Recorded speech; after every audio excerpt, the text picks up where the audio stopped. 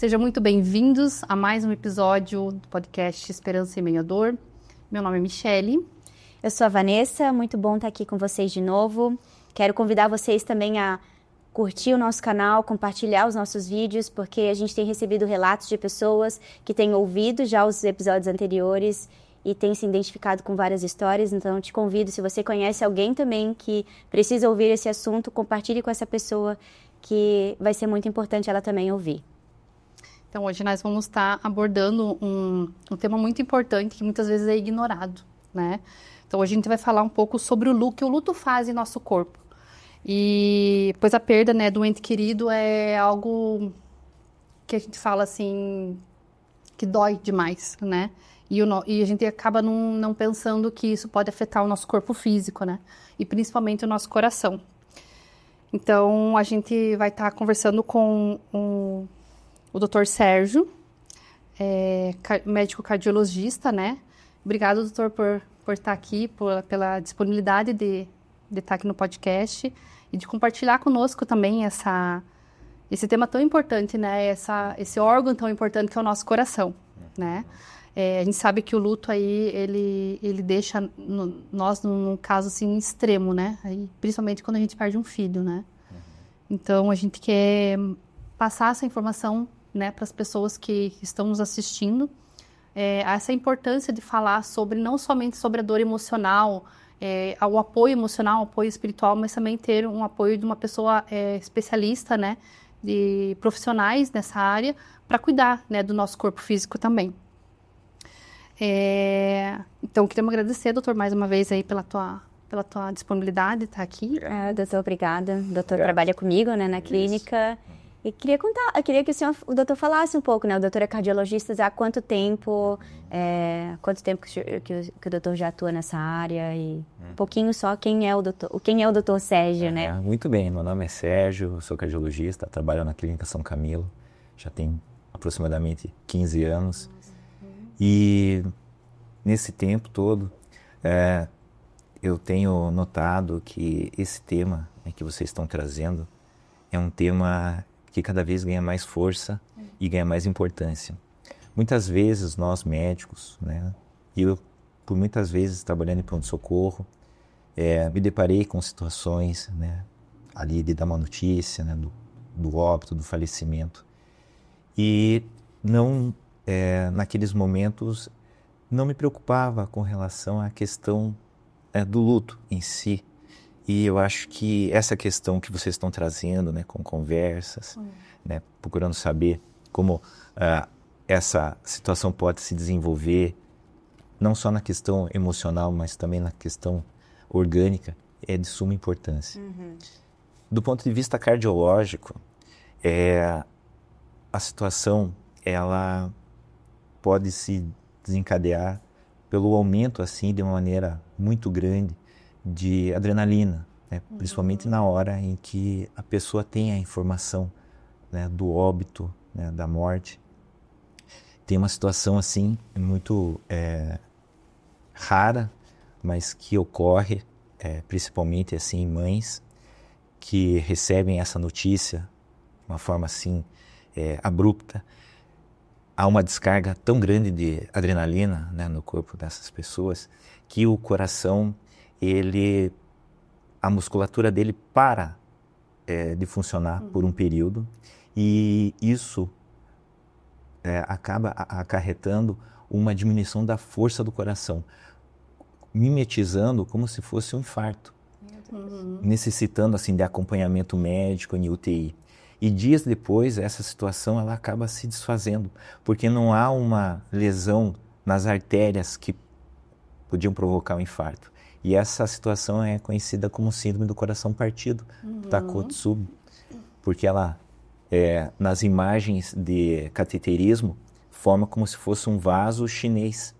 Tem como ver isso em imagens? Tem como ver em imagens, é uma situação assim atípica, né, como eu disse, né, acontece raramente, mas quando acontece ela é muito significativa. E tem que ser, o paciente tem que ser conduzido em UTI, porque eventualmente essa situação pode não reverter e pode até avançar com arritmias, com insuficiência cardíaca, ou seja, o coração ficando cada vez mais fraco e tendo necessidade assim, de uma abordagem até mais intensa do corpo da UTI. Então, é uma situação que requer muito cuidado. É bem delicado, né? Eu estava vendo, doutor, assim, antes, né, de chamar o doutor aqui, eu pesquisei muito também sobre isso, né, porque eu senti esses sintomas, Michele também deve ter sentido, mas assim que eu recebi a notícia que a Luísa faleceu, desde então, de lá para cá, eu estava falando até fora daqui, eu sinto como se tivesse uma pata de elefante no meu peito mesmo, assim. A impressão que eu tenho é que sempre tem algo pesado que o meu pulmão não consegue respirar fundo, sabe? Sempre tem uma pontada, assim, sempre falta um ar, sempre um nó na garganta. Às vezes eu sinto que o meu coração tá cansado, sabe? E eu tava vendo que eu li algumas coisas e até depois eu queria que o doutor falasse um pouco disso, mas a gente fala, eu vi alguns sintomas, alguns principais efeitos físicos que o luto pode causar, que é a fadiga extrema, que o corpo sente o peso da dor, muitas pessoas relatam cansaço persistente, como se estivessem esgotadas, mesmo depois de descansar, ainda você sempre não sei se isso aconteceu contigo, mas você está sempre cansada, sempre tem disposição. Você perde a disposição. E isso está ligado ao estresse e à sobrecarga do sistema nervoso, né? Daí aqui eu também li alteração de sono, e aí é comum que o luto cause insônia ou a sonolência excessiva. Então pode ter essas duas coisas, né? Porque dificulta o relaxamento do corpo. Porque em casos, depende muito. Acho que uma morte não depende muito, mas eu digo que tem causas de mortes diferentes, né?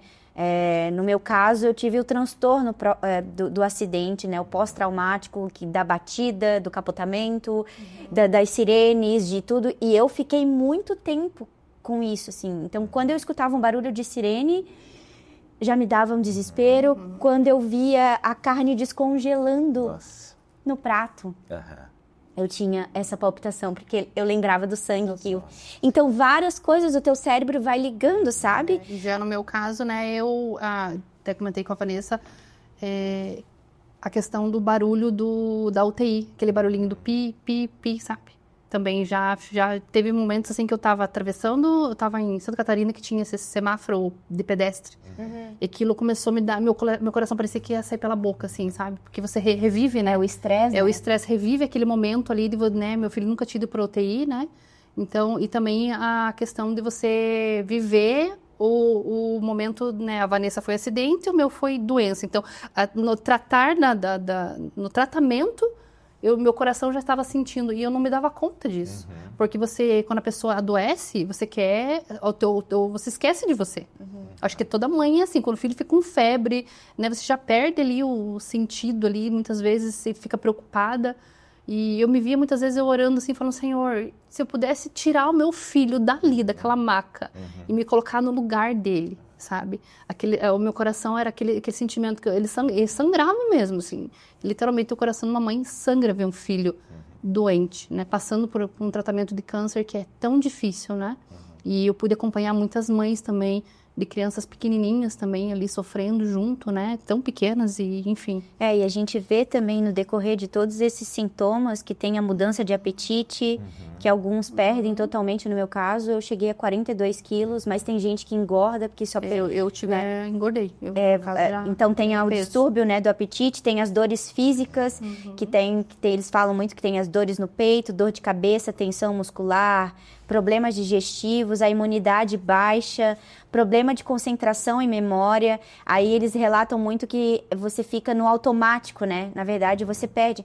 E aí você tem aquele nervo... Às vezes, eu tenho assim, eu não sei o que eu tô fazendo, sabe?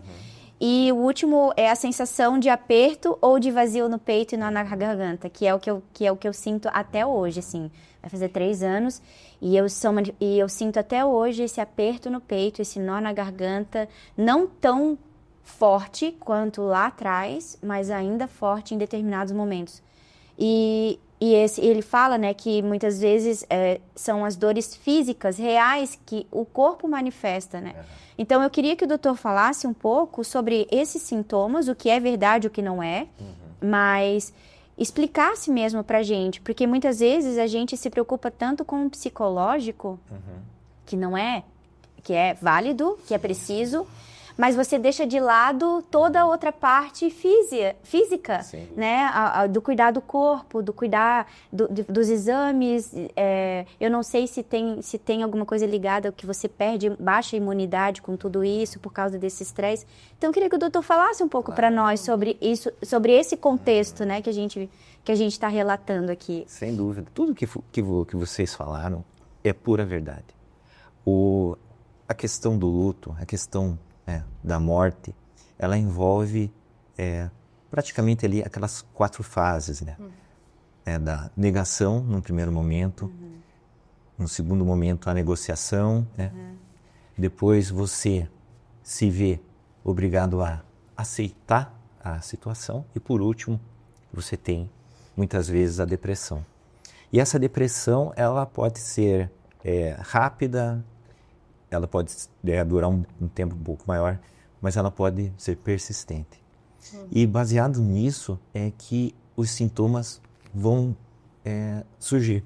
Então, a pessoa pode ter, como vocês bem mencionaram, dor no peito, ela pode ter dor de cabeça, ela pode ter sintomas gastrointestinais, ela pode desenvolver até arritmias, né? Como vimos, o coração ele fica mais fragilizado e a parte elétrica do coração fica muito sensível.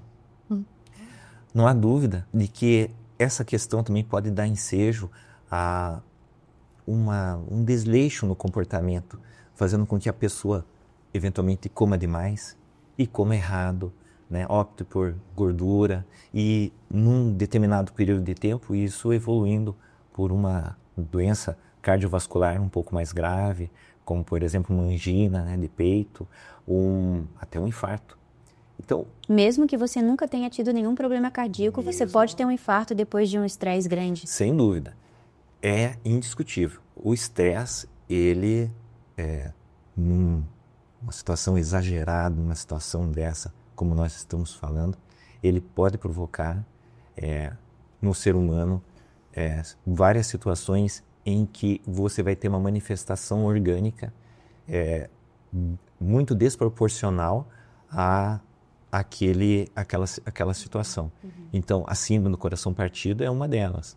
A situação de ter arritmias é outra. Evoluir com enxaquecas, como você mesmo citou, situações em que você nota que lembra, né, o ocorrido, pode remeter então à situação e ter uma cefaleia, uma dor de cabeça, uma sensação assim de aperto no peito e tudo isso... Falta de ar também. Falta de ar. Olha, eu nesses últimos anos trabalhei muito com a questão do Covid. E muitas pessoas que perderam seus entes queridos, né, nesse período ainda relatam sensação de aperto no peito, falta de ar. E muitas vezes a gente vai a fundo para investigar, para fazer a avaliação cardiovascular e não encontra absolutamente nada do ponto de vista de doença cardíaca. Mas mesmo assim... Não aparece nada nos exames. Assim. Muitas vezes, quando você tem, né, uma situação como essa, que nem eu falei, que você tem um período de depressão um pouco mais alongado, você pode não apresentar nenhum tipo de problema do ponto de vista orgânico, mas você vai apresentar sintomas. E os sintomas, né, devem ser sempre avaliados pelo médico, porque com o tempo, eventualmente, esses sintomas eles podem ser confundidos, né? Muitas vezes, né, os médicos, né, não todos, mas alguns têm uma interpretação às vezes errônea de determinadas situações, que tudo pode ser resolvido como se fosse uma depressão, se fosse um caso de ansiedade. Isso é exclusão, é por útil. O médico tem que sempre avaliar a pessoa e a queixa da pessoa como uma possível doença. Né? E daí, a partir disso, estabelecer um critério de exames que possam ser condizentes com aquela questão. Mas não há dúvida, eu assim, vendo principalmente a pós-pandemia, né, o pós-Covid, que esse período e essa situação de depressão como sendo uma das últimas fases do luto, ela está mais comprida, ela está perdurando mais e produzindo mais sintomas nas pessoas. E muitas vezes a pessoa, né, desculpa te cortar, mas muitas vezes a pessoa acaba achando que é algo dos sintomas do próprio Covid, que às vezes a pessoa pegou, né, e está relacionado ao luto ali, né? Eu não tenho dúvida disso, eu atendo pacientes até hoje, assim, que perderam os seus entes e tiveram Covid também, né, e sobreviveram e relatam falta de ar, dor no peito, mal-estar, dificuldade de cognição, esquecimento, situações de perda de cabelo, né? Até hoje a gente vê essas queixas ainda ali circulando. A gente faz a investigação, né? A investigação deve ser sempre feita. Muitas vezes a gente encontra um determinado problema que tem que ser abordado, né? Mas é muito comum, isso é muito comum nos dias de hoje. Então esse tema que vocês estão trazendo é muito importante mesmo, porque, como eu disse, muitas vezes nós médicos abordamos isso de uma forma muito rasa, sem o aprofundamento necessário, né, para a pessoa, para os familiares e para que a pessoa possa seguir essas 4 fases, ela possa tentar de alguma forma se levantar, ressignificar ali. Exatamente, e poder continuar. Porque eu falo sempre que a gente não se torna mais a mesma pessoa depois de uma tragédia. A gente não é mais a mesma, né? Muita coisa na nossa vida muda, e eu estava falando até com o doutor aqui, muitos sintomas, muitas dores, muitas coisas que eu sei que é um pouco emocional, eu vou perdurar com elas, né? Mas tem coisas que é possível a gente viver melhor, né? É possível você ter uma qualidade de vida mesmo depois de não querer ter mais qualidade de vida. Não sei se o doutor está entendendo. Porque por muito tempo eu não queria mais me cuidar. Eu queria me largar. Eu queria realmente assim, não, eu quero morrer logo. Porque não perde o sentido da vida. Mas a gente tem que olhar, muitas vezes, para aqueles que estão na nossa volta, né? Para aqueles que precisam da gente. Quando você tem mais filho, para os outros filhos. Quando você tem os seus pais, as suas famílias, esposo, esposa. Você tem que olhar por eles, né? E às vezes é difícil, sabe? Então, como que a gente pode voltar a olhar para a gente, né? Qual é o primeiro passo que a gente tem que fazer? Então, assim, psicólogo, tudo, mas eu vejo que de você ter um acompanhamento com alguém, né? Que possa entender, porque não é só físico, né? É um contexto, nós somos eu sempre falo que nós somos um corpo, alma e espírito, é tudo interligado. Não adianta só cuidar da minha saúde se a minha mente não estiver boa, ou eu cuidar só da minha mente e o meu corpo não tá bom. Então, a gente tem que olhar para essa parte também, né? Física, mesmo depois de um trauma, né? Até quando a Vanessa falou para mim, né, sobre o doutor, e falou, né, sobre a importância, né, da gente olhar para o nosso corpo físico, realmente, assim, falando de mim, eu não me dei conta durante o tratamento, depois, e quando ela me abordou com esse assunto, eu falei, mas... Aí eu comecei a ler, comecei a olhar, existem pesquisas, né, aprofundadas sobre isso, e relatam até que o luto, quando uma mãe e um pai perdem um filho, diz que é o extremo, é uma dor extrema, né, é uma dor, o auge da dor, digamos assim.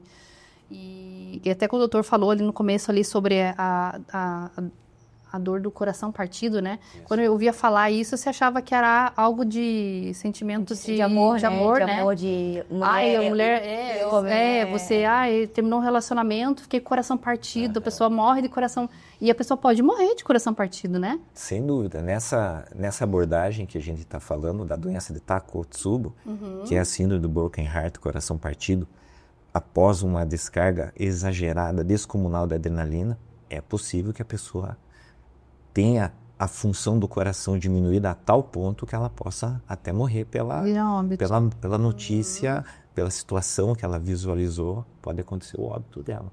Eu já vi também, você já deve ter visto ou ouvido pessoas que o marido faleceu e daí dá uma semana a mulher falece, né? Existe, sem dúvida nenhuma. Eu até acho que você pontuou bem, né? Vocês pontuaram bem, que a questão do luto, ela deve ser abordada multidisciplinarmente. No primeiro momento, muitas vezes tem que usar medicamentos, não é? Você tem que partir para uma terapia medicamentosa para dar o devido e necessário relaxamento para a pessoa, às vezes até o relaxamento muscular que ela precisa, né? E num segundo momento, quando a pessoa começa a sair daquele nevoeiro, né, que você destacou bem, você poder entrar com outros atributos, como por exemplo, meditação, né, conversas, né, leitura. Existe até uma prática que é uma prática de yoga chamado mindfulness, em que a pessoa ela tem que se concentrar e tentar ouvir a voz que vem de lá de dentro. Então é uma prática difícil assim nos dias de hoje, porque a gente está sempre ocupado, está sempre correndo. Então isso também pode ajudar de alguma forma, sendo como uma terapia de alternativa. Você voltar para si mesmo, né? Perfeitamente. Claro, essa situação, né, que vocês passaram e muitas pessoas, né, também passam, ela é muito própria, ela é muito particular. Cada um vai responder de uma forma. Porém, quando a gente começa a entender que outras pessoas dependem, né, de nós, há uma necessidade de movimentar essa característica para poder voltar a ter enlace, né, com a sociedade. Mas não há dúvida que uma situação como essa, né, que vocês citam e passaram, deixa uma mácula muito grande. E do ponto de vista de alterações orgânicas, além dessas que a gente já citou, eu também gostaria de dizer que, por exemplo, eu já vi muita gente aumentar o peso de uma maneira assim, assim desproporcional, né, depois disso. Eu já vi pessoas apresentarem doenças intestinais, como por exemplo a síndrome do colo irritável, que é uma doença muito difícil, que requer um tratamento muito complicado. Então a pessoa já passa pelo luto, já passa pela dificuldade, ainda desenvolve uma doença que é uma doença muito difícil de tratamento, né? Então é uma situação assim que causa muita dificuldade. Então não há dúvida de que todo esse contexto ele tem que ser rapidamente abordado, tem que oferecer para a pessoa uma terapia inicialmente medicamentosa, mas ao menor sinal assim, de que ela está querendo ali que ela está estendendo a mão, você já estende a mão para poder fazer uma prática de mindfulness, de leitura, de coach mesmo, para que ela possa ter uma representação mínima para poder continuar a vida. Porque, no final das contas, é isso que a gente quer, né?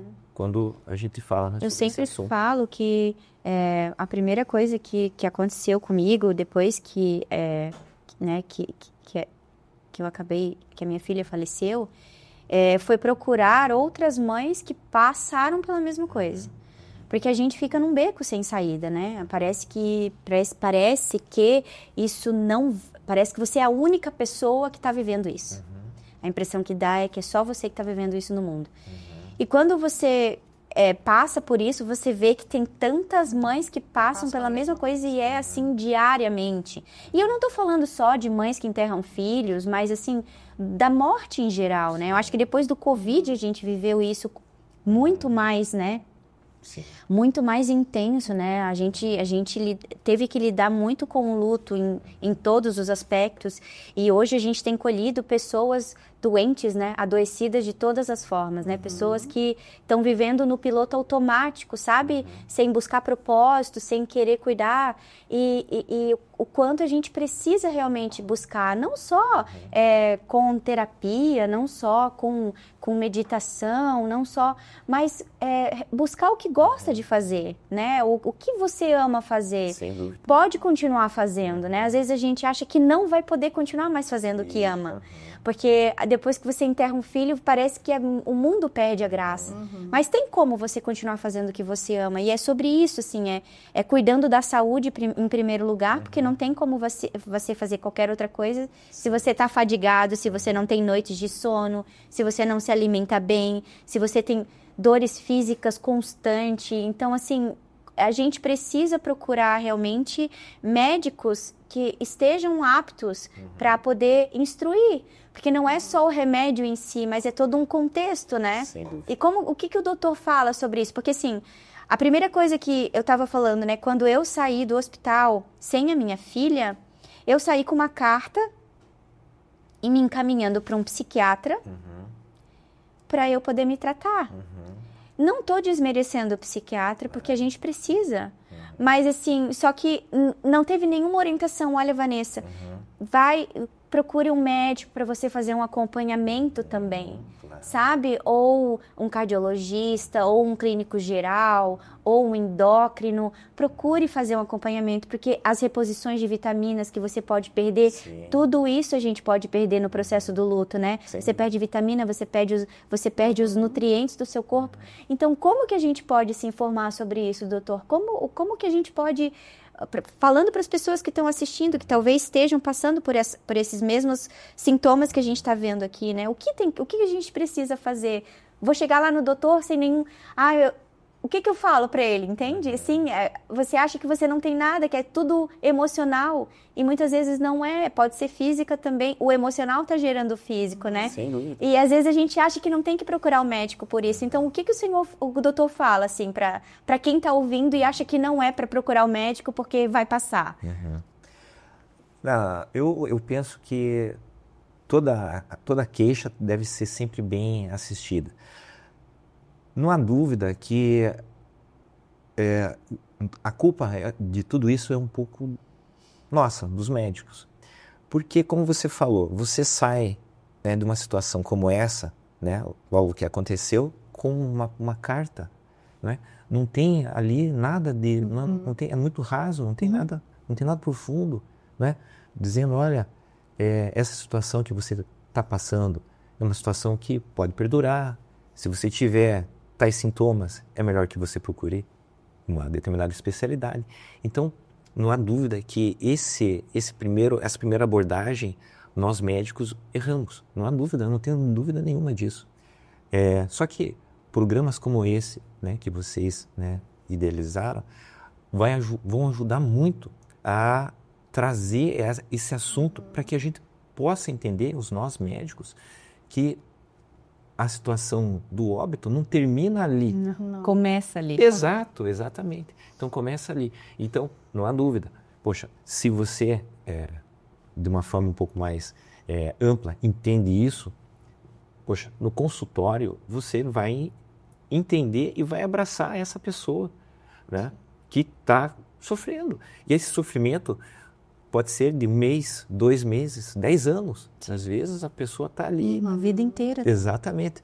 Então, eu penso que nós médicos temos muita culpa, mas há tempo para que... E há esse entendimento para que a gente possa melhorar essa questão e trazer aí novas ideias de multidisciplinaridade, para que as pessoas que passam por isso possam ser acolhidas e a gente possa também, de uma forma bem objetiva, abordar os problemas que elas têm do ponto de vista orgânico. Né? Então, eu não posso imaginar, só porque a pessoa teve, né, uma situação como essa, que aquela dor no peito não é nada. Não, essa dor vai passar, então vamos esperar. Eventualmente pode ser que ela esteja apresentando ali um quadro de arritmia e aquilo possa levar a uma necessidade de colocar um marca-passo. Né? Então, eu vejo assim que Nós médicos deixamos esse posicionamento muito raso durante muito tempo, mas agora é a hora de mudar essa... Inclusive porque até tem se batido muito na tecla da saúde psicossocial do ser humano, né? Eu que sou do meio corporativo, que a gente está trabalhando muito com isso, as empresas têm se preocupado muito com a saúde psicossocial. Estão implementando as normativas lá dentro das empresas para se preocupar com a saúde psicossocial. E isso engloba o ser humano no geral. E é muito interessante porque, assim, eu ouvi relatos de mães que saíram sem os filhos do hospital com um atestado de 5 dias. Olha, que falta de Na sensibilidade. verdade, é o que geralmente acontece, porque isso está na lei. Exato. A lei trabalhista, ela dá esse 5 dias, né? Que deveria ser muito mais, acredito 5 dias você não tem nem tempo de processar nada. No meu caso, como que você só vai voltar a trabalhar e ter uma saúde psicossocial em 5 dias? 5 dias, é muito pouco tempo. Sem conseguir... E aí você entra numa rotina de trabalho que você começa a se sobrecarregar e aí vira uma coisa de, eu vou trabalhar, porque existe muito relato de pessoas pós-luto que se enfiam no trabalho, se enfiam no trabalho e não vive o luto, não vive mais nada e ela se fica anestesiada no trabalho. Aí acontece alguma coisa lá na frente o luto vem com muito mais força e ela é derrubada. Então, assim... olha que ponto que a gente não se preocupa, porque como que uma pessoa que enterrou um filho, ela vai conseguir voltar a trabalhar em 5 dias e ser uma pessoa saudável, sabe? Então a gente tem muitas coisas que a gente teria que voltar a olhar e pensar, não é querer mudar a lei, não é nada, mas é realmente voltar a ter essa empatia até as próprias empresas, ou então a empresa dispor, né? A empresa dispor de um cuidado especial para aquela pessoa. Né? De um médico ou de encaminhar mesmo essa pessoa para um médico para que ela tenha um acompanhamento, porque a gente não tem isso, sabe? Não tem. Você é largado num mundo que tá todo mundo vivendo freneticamente e você tá ali, meu Deus, e agora? Meu filho, eu tô sem meu filho, sabe? Cuidado, né? Igual a Vanessa falou ali, que ela saiu com uma carta, né, para um psiquiatra. Eu não saí com carta nenhuma, né? E como no meu caso o meu filho teve que fazer o tratamento para o câncer, e eu vi isso em várias mães, e a gente vai adoecendo aos poucos, né? Porque o estresse do hospital, internação, né? Você vê que às vezes o tratamento não está dando certo, vamos tentar outro protocolo, então a gente não dorme bem, não se alimenta bem, come só porcaria realmente, porque às vezes os horários que você teria que se alimentar lá no hospital não batem no horário que o teu filho foi fazer um exame. Sim. Você ficou sem almoço. Você ficou sem uma janta, aí você vai lá numa lanchonete e come uma coxinha. Aconteceu várias vezes isso comigo, né? Então, e eu pude perceber essa falta de acolhimento, tanto na área espiritual, dentro de um hospital, né? Não sei como que está hoje no Pequeno Príncipe essa questão de capelania, né? Porque na minha época ninguém veio falar comigo, nem depois que meu filho faleceu. Olha, mãe, como é que você tá e tal. Não tive esse cuidado, né? Então, parte espiritual, parte física também. Eu acho que tanto os hospitais como as clínicas, igual o doutor falou, que um pouco isso é culpa dos médicos, mas eu vejo também que é um pouco de falta, às vezes, da própria instituição ali que a pessoa passou, né? A Vanessa foi no Hospital do Rocio, eu fui lá no Pequeno Príncipe, de pegarem e falar assim, mãe, você vai... né, o teu filho se foi, agora, a gente sabe, ele descansou, a pessoa não sofre mais, e quem sofre é quem fica, né, é os familiares, é o pai, é os irmãos, né, os avós, todo mundo que estava ali junto sofre com isso, e a gente não dá essa importância, a sociedade, na verdade, não dá essa importância, né, achando que a pessoa morreu, ficou ali. Processar rapidamente. Eles vai processar rapidamente e vida que segue, né? E não é isso que acontece, né? E há uma cobrança na sociedade, né? A gente tem uma cobrança muito grande de você estar bem em todo o tempo, né? Você tem que estar bem e aparentar bem. E aí você acaba botando várias máscaras, né? E aí vai deixando de lado algumas coisas. Você tem que vencer o luto, essas fases certinha. E a medicina, às vezes, ela é muito racional, né? Então, eu acho que esse talvez é um dos maiores barreiras que nós, pacientes, temos com relação aos médicos, né? Porque é tudo muito racional. Então, eu vou chegar na frente, no teu consultório com a minha dor emocional, e aí? Né? Como que o médico vai reagir? É exatamente isso que talvez a gente precise mudar a mentalidade dos médicos, sabe? Para que tenha esse olhar um pouco mais... não que o médico tenha que ser emotivo, porque imagina, o doutor já trabalhou em pronto-socorro, sabe o que que é, né? Se você for emotivo demais, você não tem vida, né? Você acaba se envolvendo totalmente, você tem que ter uma certa distância. Mas como que os médicos, vendo o doutor, como que os médicos poderiam ter uma abordagem diferente, sabe? Como que eles poderiam fazer isso? Como que eles poderiam se aproximar diferente de alguns pacientes, não de todos, mas assim, desses que necessitam de mais cuidados? Na minha visão, eu penso que teria que ter uma visão, um olhar 360 da situação. Um olhar assim, mais panorâmico. Entendendo que a medicina, ela é baseada em evidência. O tratamento, você tem que seguir um critério, né? Seguir um fluxograma, mas a vida e as pessoas não obedecem isso. Né? Então a gente tem que entender, a gente tem que olhar mais no fundo do olho das pessoas, procurar ter empatia. Eu acho que falta um pouco disso, assim. Porque muitas vezes a pessoa que sofre, ela vai ao consultório atrás de um abraço, de um aperto de mão, de uma palavra que você acaba pronunciando e aquilo toca a pessoa. E às vezes serve até como um remédio instantâneo. Isso já aconteceu várias vezes. Então eu penso assim que hoje ainda falta muito, sabe? Para que, né, nós médicos assim entendamos, né, essa situação de uma maneira um pouco mais robusta, né?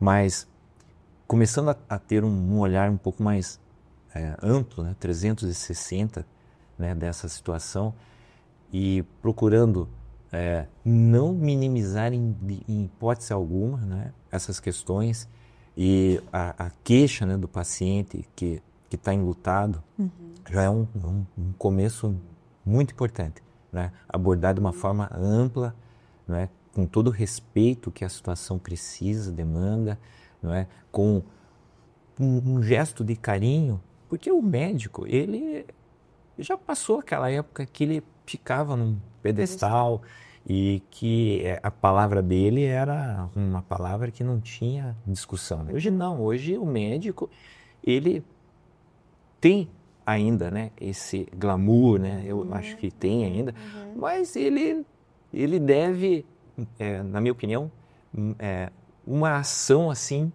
para trazer a pessoa, não é, a uma condição, né, de normalidade. A pessoa está indo lá atrás dele no consultório, né, enlutada.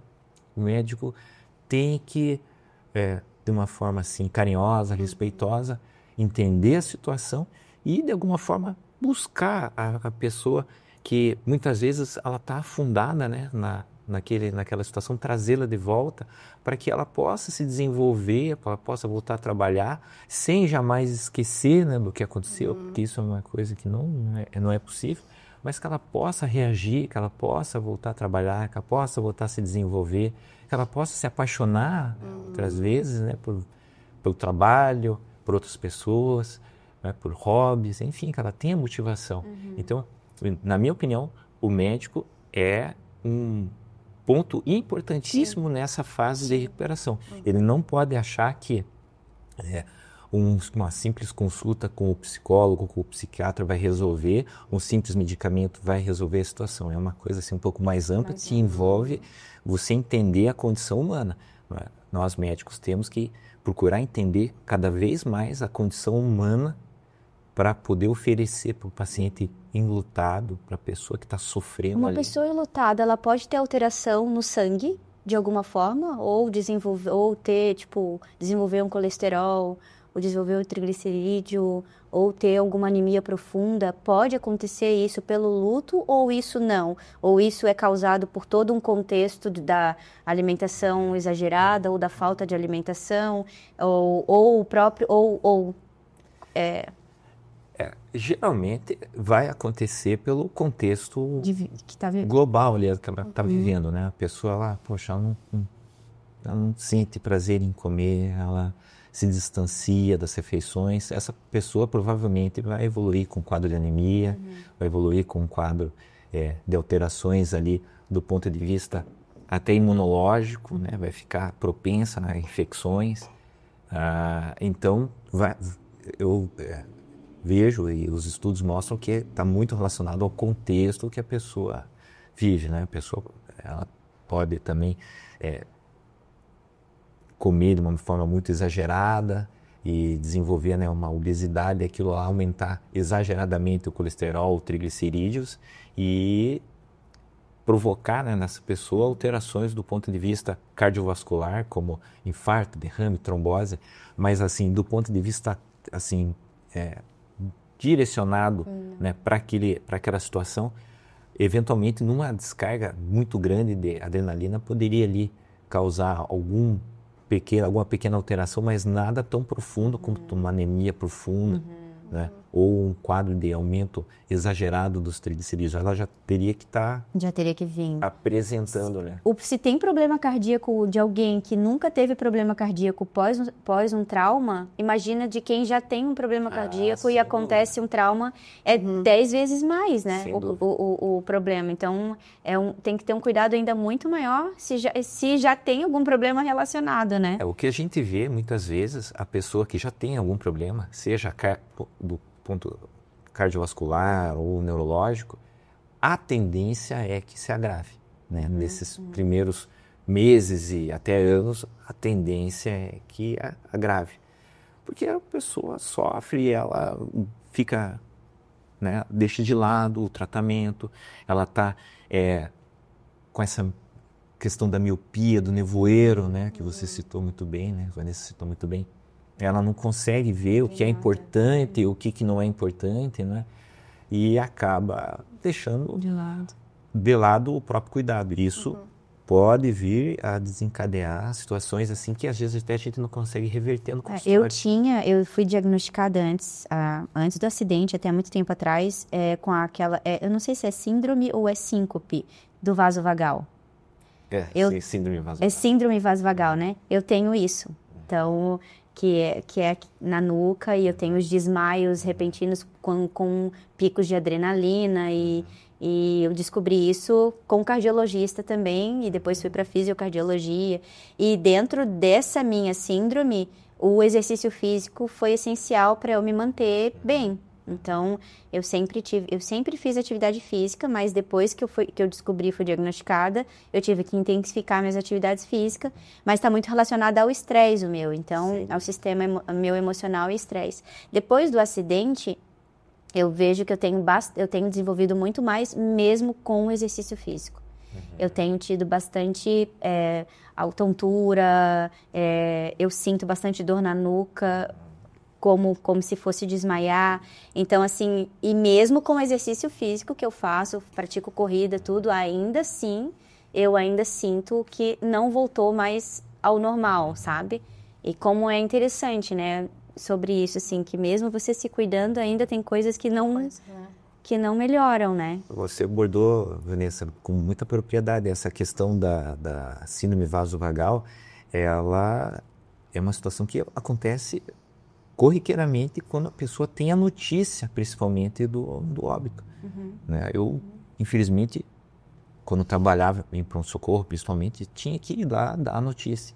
E, invariavelmente, muitas vezes, a gente tinha como orientação chamar os familiares, posicioná-los no sofá, sentar de calma, com uma situação assim, com palavras com calma, com propriedade, para poder falar, porque muitas vezes as pessoas evoluíam com a síndrome vasovagal e desmaiavam. O choque é tão grande que a pessoa, né? Sim, elas acabam desenvolvendo essa situação e é uma situação tão perigosa, né, que pode ter ali um trauma.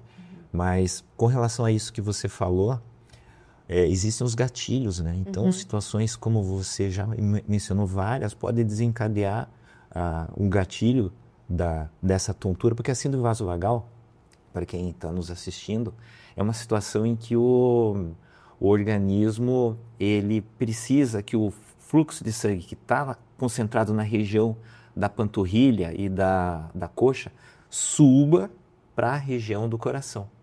E muitas vezes isso não acontece de uma forma rápida, isso demora. E quando demora em determinadas pessoas, ocorre a síndrome vasovagal que culmina com um desmaio, né? E esse desmaio, ele, né, pode ser até catastrófico. Então, você pontuou bem, então situações que desencadeiam, deu gatilho, pode desenvolver aí outra situação que é uma situação orgânica, né? Ela é muito pontual, é uma doença, né? E que pode daí ser devido à questão do luto.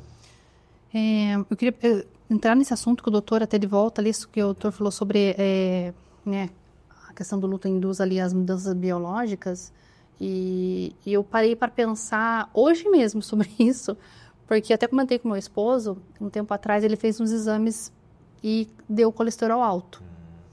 E ele achou estranho, ele falou assim, nossa, mas ele não é de comer fritura, ele cuida muito da alimentação dele, não é de comer coisas besteiras, assim, sabe? Às vezes a gente sai com as crianças lá comer hambúrguer, ele já não, ele prefere comer comida, sabe? Então ele não é de controlado. Isso, controlado. Então ele não surpreendeu, tanto mais a ele e a mim também, né? E hoje, conversando com ele, eu estava lendo umas matérias falando sobre isso, que o luto ele pode causar aumento do nível do colesterol, né, pela questão do alto estresse, né,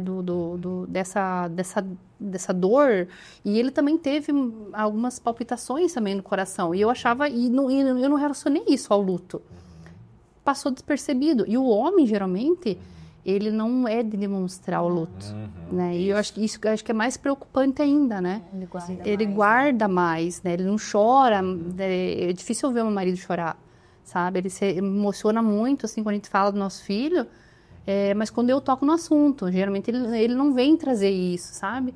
Então, eu acredito que esteja alguma coisa relacionada a isso. Até ele vai ter que fazer uns exames de novo. E agora eu vou indicar para ele, falar, amor, vai ter que ir num cardiologista. Isso. Né? Acabar, tipo assim, indo mais fundo, né? Com outros tipos de exame, né? Para ver o que realmente está acontecendo. Sem dúvida, sem dúvida. E com relação a isso que você falou, Michele, as palpitações, elas são até facilmente identificadas no consultório, de que tem, por exemplo, o eletrocardiograma, que é um recurso assim, né, tão prático e fácil. O Holter, que é um aparelhinho que fica posicionado durante 24 horas, que também pode verificar, né, as palpitações. Então, não há dúvida que esse rescaldo, né, da situação, né, pode, né, estar provocando nele, né, essas palpitações. Só que, como nós falamos anteriormente, a gente tem que tentar fazer essa divisão assim, de uma forma ampla e entender o que da situação do luto está provocando. Tipo mapeamento, né? Exatamente. Como se fosse um mapeamento. E eu digo muito, e eu acho que a gente já está chegando também até nos finais, né? Mas eu vejo muito que o primeiro contato que a gente tem, o enlutado tem, tecnicamente falando, né? É com psicólogo. Exatamente. A primeira coisa que a gente vai procurar depois que acontece uma tragédia é um psicólogo. Eu acho até, para você que é psicólogo, que está assistindo a gente, é um trabalho importantíssimo, mas quem sabe a gente ter essa né, de você, psicólogo, se despertar até essa rede de você encaminhar também, né? Porque relatando todos esses nossos problemas que a gente está vendo aqui, o que nós passamos, porque não é um problema que a gente ouve, mas foi o que a gente passou também, fisicamente falando. Então, assim, se você está recebendo alguém, talvez, né, um psicólogo está recebendo alguém que está passando por isso para também entender e encaminhar. Porque muitas vezes não é encaminhado. Exatamente. Muitas vezes. Eu arrisco dizer que talvez nem seja encaminhado. Não quero generalizar, porque a gente não pode generalizar. Mas eu arrisco dizer que 99% dos casos não há um encaminhamento do paciente que está ali em consulta para um check-up num cardiologista. Para um check-up no endócrino, para você rever os teus níveis de vitamina, de hormônio, de tudo mais, e a gente precisa. Exatamente. Né? Eu assim, até acrescento mais, Vanessa, assim, na questão espiritual, né? Igual a Vanessa falou, ela faz terapia até hoje. Eu já nunca fui no psicólogo e nunca fui no psiquiatra para a questão do tratamento de luto. Qual foi o meu tratamento? Eu busquei na palavra de Deus, eu busquei na parte espiritual. Eu me peguei muito mais a Deus, né? Depois que o Michel partiu. Mas também falar para os pastores, para as pessoas que são da igreja, para os né? padres, né? Qual for a sua religião, né? Para você buscar um apoio, né? Exatamente, que as pessoas também possam ali encaminhar essas pessoas, que muitas vezes as pessoas se chegam mais, né, no lado espiritual, algumas sim, algumas não, algumas culpam Deus, né, por causa da morte ali e tal. Mas que eles também possam encaminhar, né, ali as pessoas que fazem parte ali da igreja e poder, não só, eu sei que já encaminham para psicólogos, isso eu já sei, né, já conversei com pastores que são da área familiar, que realmente eles atendem, né, ali os seus membros e acabam encaminhando, chega a um ponto que a pessoa, o próprio pastor fala isso, né, que precisa ser encaminhado para um psicólogo, um psiquiatra, porque isso tem que ser tratado. E os próprios pastores talvez encaminhar para médicos, exatamente, para check-up, para que tenha esse cuidado, exatamente, né? É muito importante isso, né? Essa informação aí para que, né, encaminhe. Por isso também. que até, assim, em paralelo a esse projeto que a gente tem do podcast, também a gente vai começar a fazer grupo terapêutico, sabe? Então, a gente já vai começar, a partir do meio do ano, em agosto, a gente já vai começar grupos terapêuticos também com pessoas que passam pelo processo do luto, sabe? Porque eu acho que é importante, o conhecimento traz, ele traz para nós uma visão diferente, né? Porque quando você fica sem conhecimento, você não sabe por onde caminhar. Exatamente. Agora, quando você tem conhecimento, você começa a abrir o teu olho e ver de forma diferente as coisas, a buscar um caminho diferente, né? Eu falo que o luto, você precisa, é um túnel escuro, mas precisa, né, de alguém com a lanterna te conduzir. Então é isso, assim, sabe? É sobre realmente isso. A gente compartilhar histórias, testemunho que você superou, que você ainda não superou, né? Eu acho que é quando a gente chega num ponto assim que... como quando eu conheci a Vanessa, né? Ela contando a história dela, a gente foi vendo, né? Como não é só ela que sofre, eu também sofro. E a gente pode ressignificar a nossa vida após a perda. E eu sempre falo que o falar cura, traz a cura, né? Porque acho que quando a pessoa ela guarda qualquer ressentimento, falta de perdão, alguma coisa nesse sentido, a pessoa ela chega a adoecer, o corpo sente daí, Sem né? dúvida. Mas é basicamente isso. Eu quero agradecer, doutor. Se o doutor quer falar mais alguma coisa para encerrar? Quer dar algum recado, alguma consideração? Eu fiquei muito feliz de ter sido convidado, né, por vocês e estou à disposição para esse e outros assuntos. E é isso, olha, muito obrigado mais uma vez. Obrigado por você que nos assistiu. E é isso, obrigado. Para finalizar, assim, eu queria deixar uma frase, né, aqui para quem está assistindo a gente, que é importante a gente lembrar que o corpo carrega o que a alma ainda não conseguiu expressar. Essa frase mexeu muito comigo. O corpo carrega o que a alma não conseguiu expressar. Então, por isso que às vezes a gente sente dores sem explicação, a gente sente peso no peito, a gente sente aperto na garganta. Mas eu quero que você que está assistindo saiba que você não está sozinho. O seu corpo está pedindo cuidado. E nesse processo é essencial a gente se permitir, às vezes, descansar, chorar, respirar, porque o luto precisa de espaço para se mover. E aos poucos ele se transforma. Ele vai se transformando em algo diferente. No começo, talvez, a gente fique perdido. A gente não se sinta... perca a motivação de vida. Mas ele vai se transformar. Aos poucos, ele se transforma. E você vai achando dentro da dor um lugar de ressignificar. E é sobre isso. Cuidar do corpo com carinho, porque ele está lutando por você. Por isso que eu falo que é luto. Porque realmente a gente luta todo dia. Luta para viver, porque é uma luta. E o teu corpo parece que ele está sempre em alerta, sabe? Porque ele está sempre ali. O teu corpo está lutando, então você precisa cuidar dele. E mesmo que agora tudo pareça confuso, há um tempo de consolo prometido. Há um tempo. E ele vai vir. Como a gente lembra aqui, a gente sempre coloca aqui no nosso podcast a palavra bem-aventurados que choram. A Bíblia fala, tem um versículo que fala em Mateus 5:4, bem-aventurados que choram, porque eles serão consolados. E é consolados assim, com uma palavra de um médico, é consolado com uma amiga, é consolado ouvindo uma música, é consolado, às vezes eu vejo uma borboleta e eu lembro da minha filha e ali eu sinto um abraço, sabe? Então a gente tem que ter esse olhar diferente para a vida, né? E até que esse consolo venha, eu te convido a permanecer.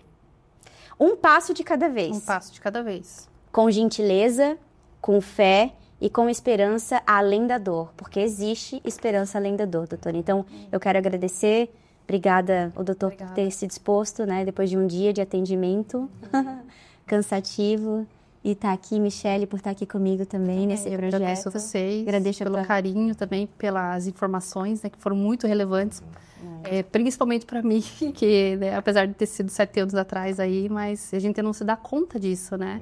A gente sofre as dores físicas e não para cuidar de si. E também quero convidar também o pessoal que está assistindo, se você às vezes se identificou mais com a Vanessa, se identificou mais comigo, mas a gente tem as nossas redes sociais também, Sim, a gente tem o nosso Instagram. Pode chamar a gente lá, se quiser bater um papo, conversar. E se você é de Campo Largo também, que vai estar assistindo, a gente vai ter os grupos terapêuticos, então acho que é importante, né, ter esse acolhimento. Então é isso, a gente. gente. Está à disposição. Obrigada. Obrigada. Até a próxima. Até a próxima.